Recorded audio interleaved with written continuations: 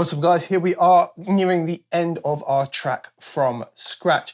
In this stage, I generally just do the mix down part of it, and the way I approach it is a little different to some people, but I generally get great results with my mix downs. So I'm going to walk you through the theory of what I do, show you a couple of techniques, but honestly, we're not going to record the entire process. Probably going to take a couple of hours, and well, it's just the same thing over and over in a lot of cases. But what I'll do is record some key parts, show you how I make decisions, and then you're able to apply that yourself. And equally, you'll be able to download the project and you can then tweak it and see everything I've done myself that way as well. So let's get into Logic and crack on. Feeling heavy, but now I'm steady, going up from hitting the ground. The way we're going to approach this is relatively simple. I'm going to do a little bit of listening from the offset and just decide on anything that maybe could stand out or be a bit better. I'll use the reference track, so I'll just snap into the reference every now and then and just have a listen to that and listen to how things pop in that.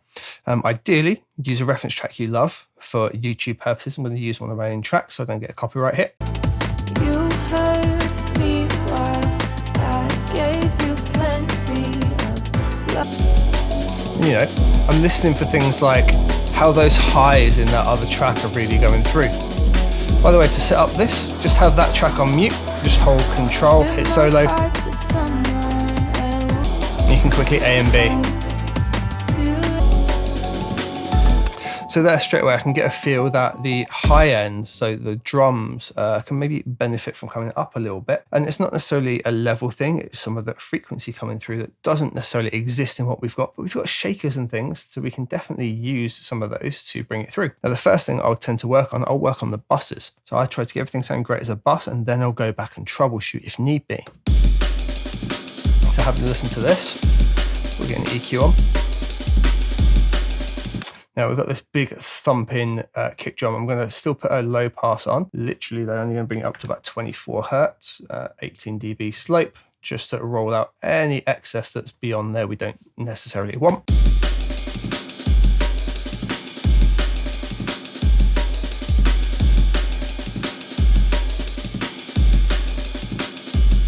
You know, all the drums are sounding pretty good. They could maybe benefit from a little bit of lift overall, just add a little bit of shine onto them.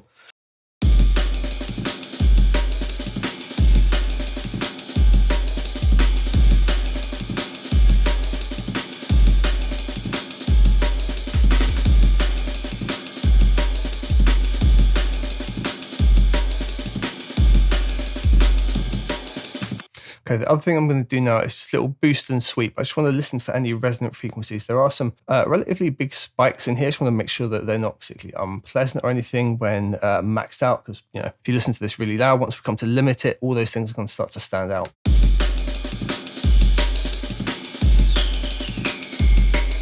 Don't want to go too narrow.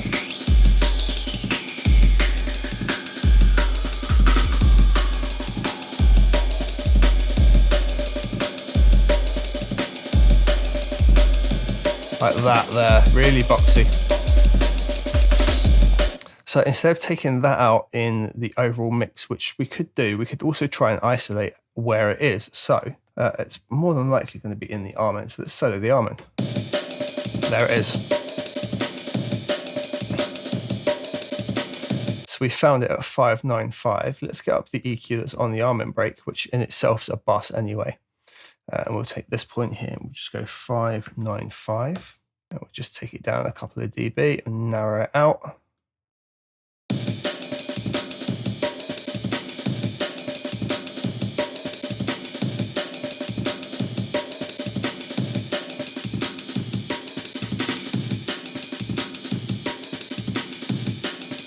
We can just A and B between the two. And yeah, that actually makes a pretty big difference, right?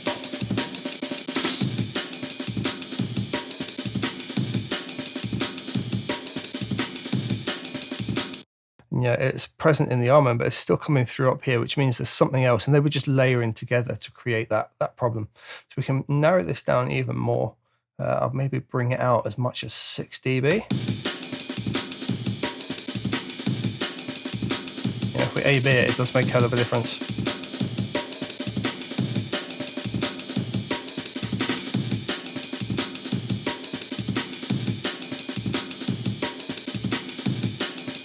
Let's put everything together.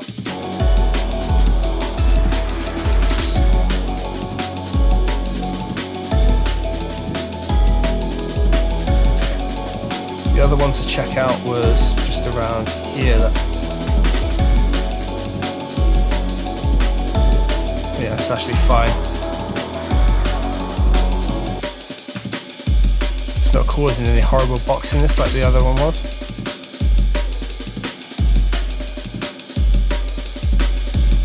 Turn that off.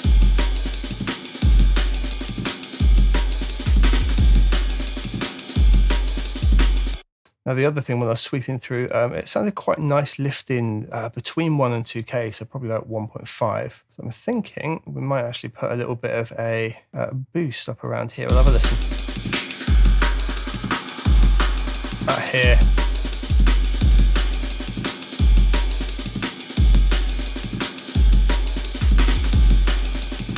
Now a lot like when I was doing the balancing side of things, I'll push the EQ too far, latch onto it and then bring it down. Usually going to bring it a couple of dB past where it sounds alright, and that will generally work for me. It's just my way of working, tends to get a good EQ result. Right, everything overall. But it just helps liven the drums up a little bit. It's maybe a bit harsh here at 3K as well. Here. I'm just going to bring that down ever so slightly.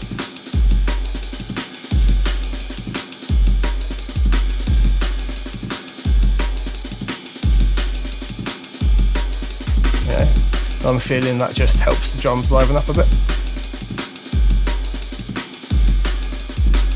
Now something else we need to look at that is a problem in lots of the low end. We've got the kick and arm and they're fighting a little bit. So just gonna get those two EQs up next to each other, and we'll maybe just have to roll some more out or in. We'll see how that goes. Although no, they shouldn't be touching each other. Might just be the tiniest bit around the 100. Yeah. So maybe roll a little bit more out on here.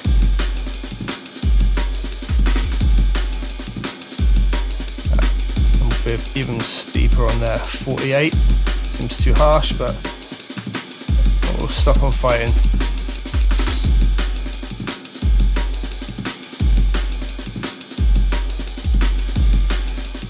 Now what I'm going to do off stream is probably go through all of the sounds in the arm and break and balance them, maybe put reverb on the snares and things like that. You'll be able to dive into the project and do that rather than showing the very long and arduous process. So the next big relationship is definitely between the bass and the drums.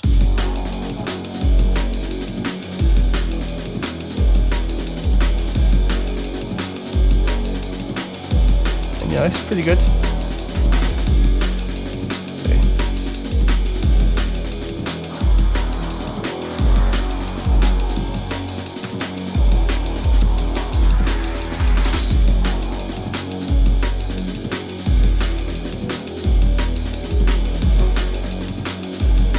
We've got space around here where all of this is, and these are just going to be allowed to poke through. What we could maybe do to make sure that the fundamental is always poking through, we could use an EQ and dip it around here, it's around 200 Hertz. And we get a bit more snap in that snare straight away, you hear that?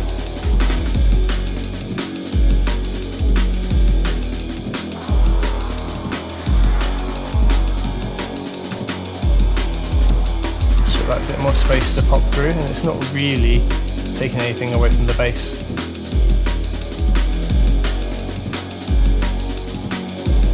Now the other thing we can do is a bit of sidechain compression just to add a bit of rhythm, and I think I'm going to link it to the really heavy kick. So on the bass we've got the compressor just here, and just in a very simple bit of control at the minute. What we're going to do, we're going to copy it and make a sidechain one. So we're just going to hold option down, drag that down, and I've got a nice preset called the FET D&B side. What I can now do is just send the heavy kick to that, There you go, and now listen to how much more the kick booms, just taking this down. And you can give it that dB back, it's already been compressed.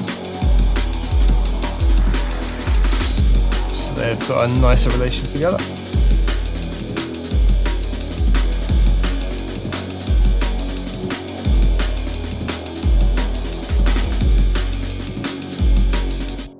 Okay, so just going back to the individual elements of the drums, I just want to have a look at the two shakers here.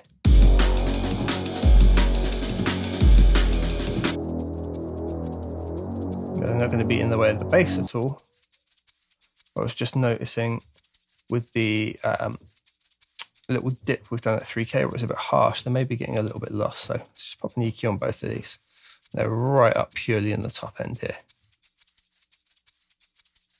So what we can maybe do is actually just add a little bit of level to those in contrast to everything else. Literally just bring them up about half a dB.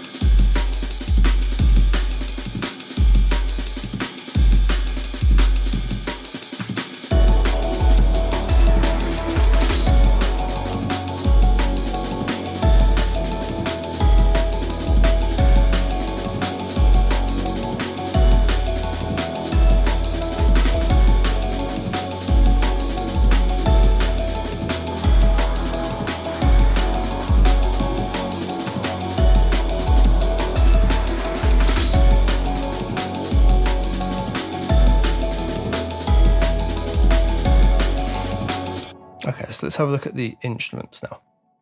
What we're going to do is have a look at their bus overall. So we've got the all instruments here. Now we already did a little bit of EQ when we rolled out some of the low end. We're just going to do that same technique of sweeping and listening for any resonance and nice spots.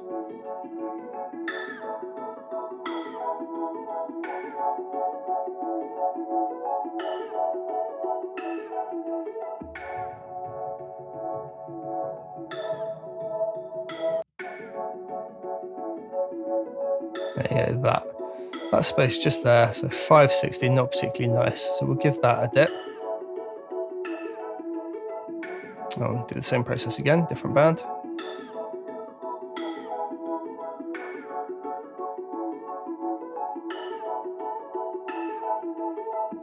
And this here, it's not much at all. It's not very nice, so we just give that a tiny step, except I'm going to make this a really smooth curve out just to that section. You know, it was only bad at a really extreme boost of 13, but just take that away. I'm just going to check out these spikes down here below, just using this band.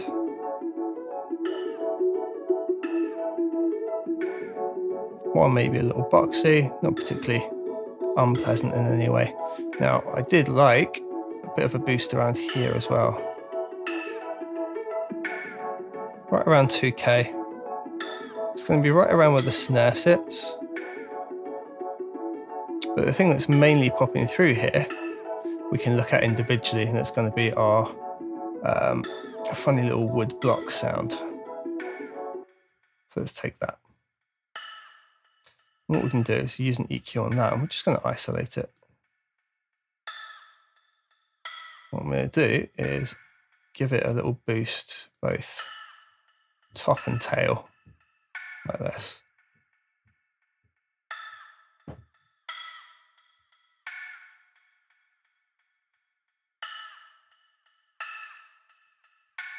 Make it a really gentle curve out. Let's just check that back in context.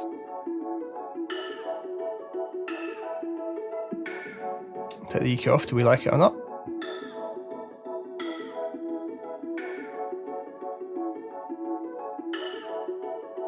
I like what it's doing with everything in.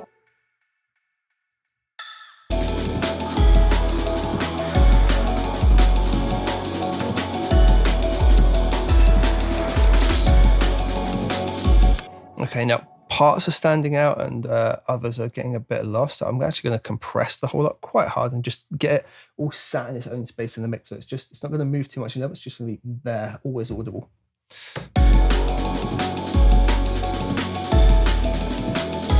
way we're going to do that, I'm going to compress it by as much as 5 dB. But we'll see how we go. I'm going to do it by raising up the ratio in this instance now. And I'm going to give the release a bit more time. We'll take it to around 89, somewhere around there.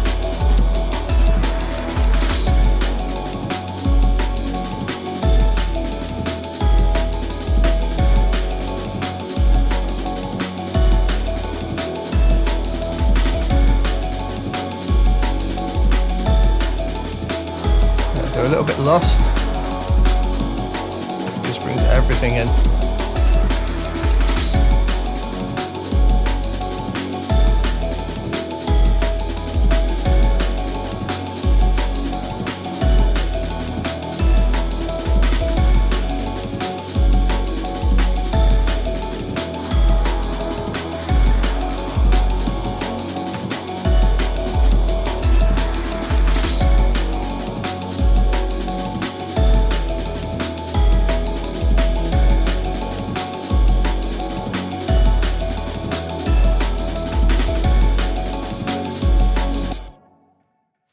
Okay, so the other thing I'd want to do is some kind of reverbs and things like that, just give an own bit of space. So what we'll do, we'll use the individual snare that we made this one. So at the moment it's super dry. I just want to give it its own bit of space. Now there was already one made in here, which is the small 4, I don't know, it came with the drum kit that we added in. So we can send to that bus and we will do just that. So we're going to go bus and we'll send to bus 5. That kind of does the job, but I'm not a huge fan of what it's doing. So I'm going to take the chorus off, that's for sure. Space designer could stay on there. Let's have a look and see what we've got. Drum booth, I like to use like small halls and things like that usually. Yeah, there you go, the short snare hall. Right, so pre-delay is 0. It's the delay built into the sound itself.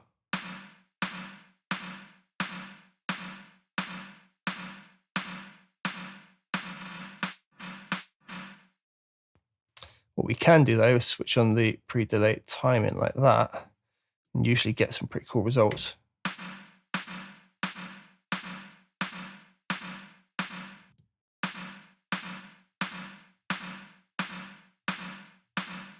Hopefully it can be in time with everything else. A nice way to check it is to usually put like another drum in.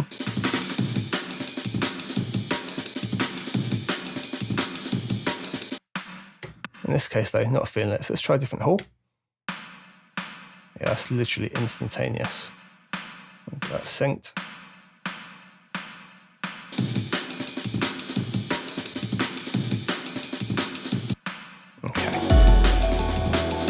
So that's obviously far too much, but what I'm going to do is just dial it back until it sounds right on its own. And you know, it'll be a little bit too saturated on its own. But then when you bring it into context, they're usually all right.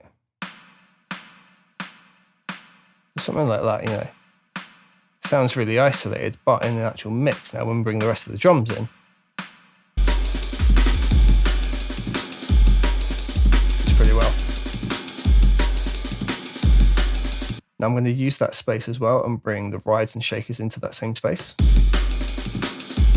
I'm going to do all 3 at once. So what we can do is hold shift to select all of them, send them all to bus 5, and we can bring them all up together.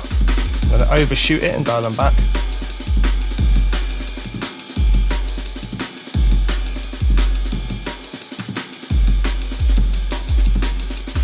That seems about right.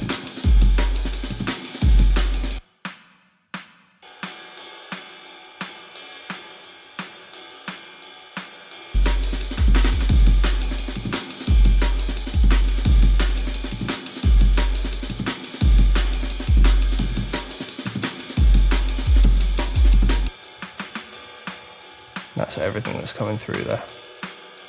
It's too much with the rides. We'll take the ride back separately.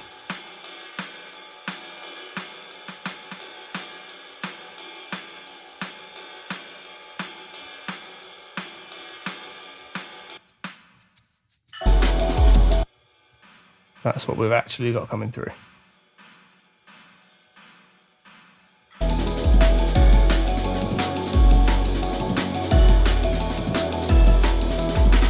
Now we can control a lot of the reverb in Space Designer. However, I just prefer to pop an EQ on. And in this kind of track, I'm going to make sure there's no reverb below 140. Sorry, below 240. So I don't want any of the lower frequencies just becoming all washed through, and the snare's got loads at 200. We still want that to be dry, but we want the rest to all be reverbing. So now we're a bit more like this.